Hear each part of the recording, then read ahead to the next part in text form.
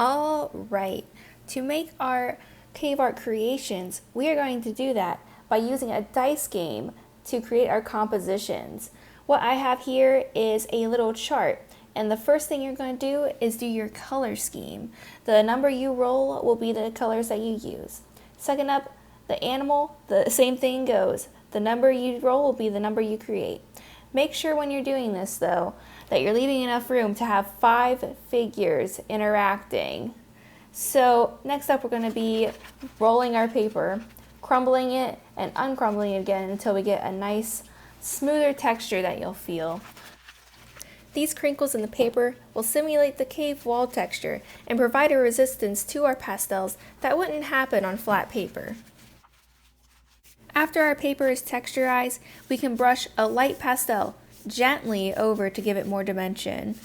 And once you're done with that, you can roll it around again to blend it in a little. And again, I now have the cave painting dice game in front of me. That way I can reference it for each time I roll the dice.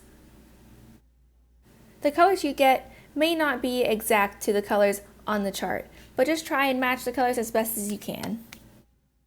So here I go, sketching the figures and animals that I got when I rolled my dice.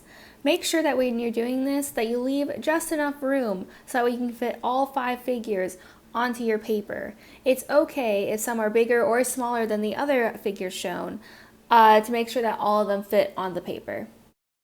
We're going to be sketching each figure with pencil first before moving the pastels. Drawing lightly with a pencil works better for planning your composition, whereas trying to sketch these with pastels can lead to it being more dark and harder to control. I also want to point out that it is perfectly okay to flip around the image. Say that you want to move the deer to face the opposite direction as what you got him with. Anything to make these figures more interact together. When you look at cave paintings, you see that they're usually all working together in a certain composition, and you want to try and replicate that with your own art. With the pastels, I outlined my figures and colored the inside, as well as made descriptive lines, showing movement and providing filler to the background. Once complete, I have my very own combination of real cave art replicas that all interact to create my very own unique composition. Here is the close-up of my finished example piece, filling up as much space as I could. Here you can see how I tried to make my figures interact by surrounding the deer with 2 hunters and using line to fill my empty areas. I'm excited to see the compositions that you will create since they'll all be different.